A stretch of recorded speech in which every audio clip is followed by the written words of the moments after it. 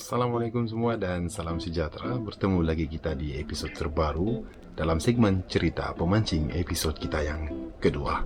Pada episod yang lepas, aku menceritakan tentang permulaan kisah pengembaraan aku di dalam dunia memancing, dan insan yang bertanggung jawab membawa aku terjerumus ke dalam dunia memancing ini adalah tak lain dan tak bukan adalah ayah aku sendiri, seperti yang aku cerita di episod pertama cerita pemancing. Jadi pada episod kali ini aku akan menceritakan tentang lokasi terbaik untuk menangkap sotong di kawasan Sandakan dan teknik apa yang aku guna dengan ayah aku untuk menangkap sotong di lokasi tersebut.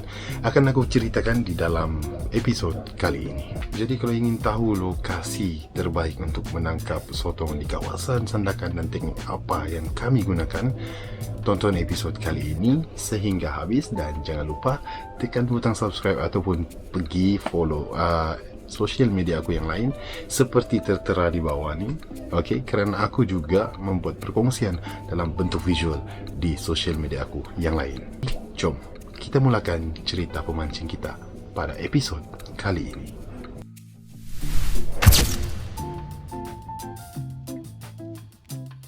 So guys, lokasi yang aku maksudkan adalah Pelabuhan Shell di kawasan Jalan Batu Sapi, Karamunting, Sandakan. Lokasi ini adalah spot paling strategik untuk mencari sotong kerana tempat ini ada spotlight yang sangat terang seperti pelabuhan pada umumnya.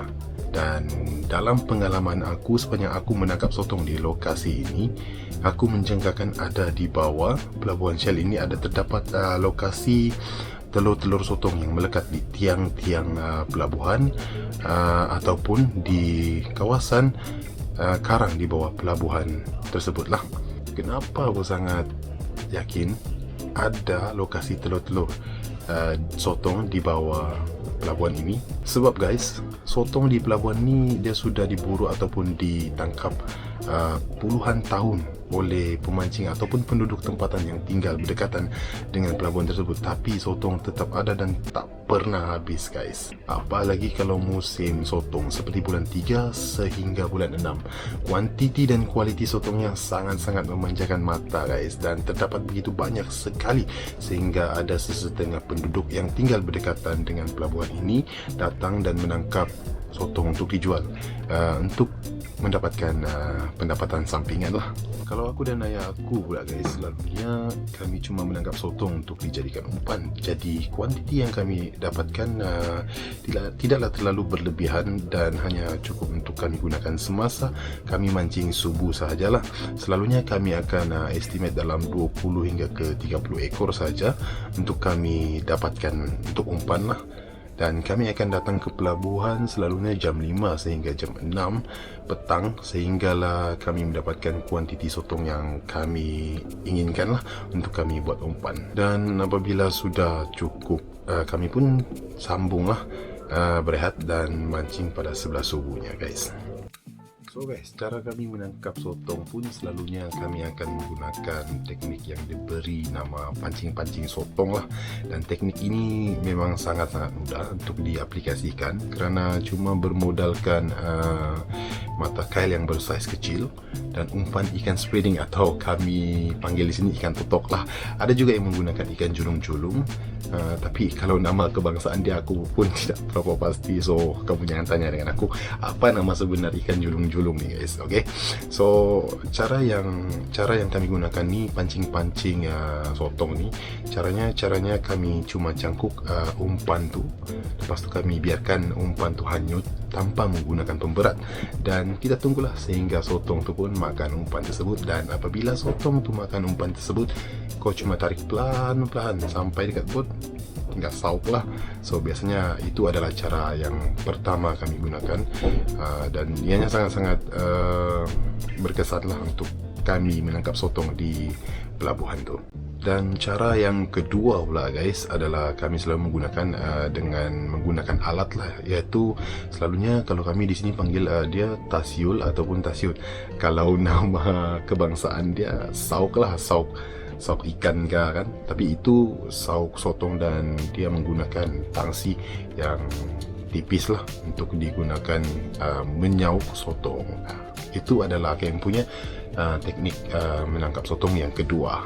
So guys, cara menggunakan teknik menyauk sotong ni selalunya kita akan menunggu sotong tu timbul di berdekatan dengan bot kita, dan apabila sotong itu timbul, kita tinggal sauk saja. Dan cara ini selalunya sangat-sangat membosankan lah, sebab kita cuma menunggu, dan apabila sotong timbul baru kita akan beraksi dan sauk tu sotong.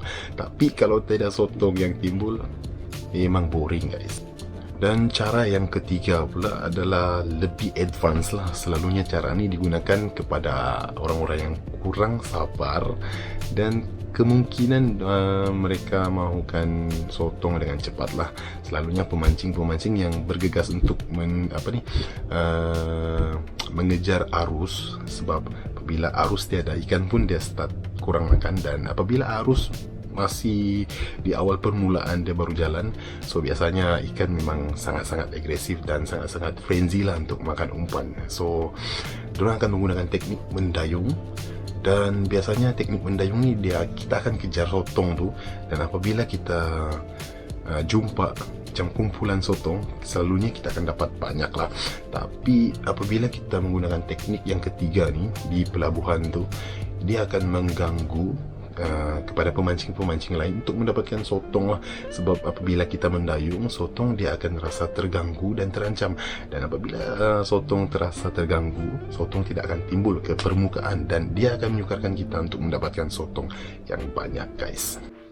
So sotong ni kalau di Sandakan ni dia akan bermusim jugalah sebenarnya, tapi lokasi tepatnya yang sangat-sangat selalu kata orang tidak pandai habis sotong tu, selalunya aku dengan arwah beliau kami akan mencari sotong di pelabuhan lah. Dan selalunya bulan 3 sehingga bulan 6 adalah bulan yang sangat-sangat banyak lah sotong ni keluar.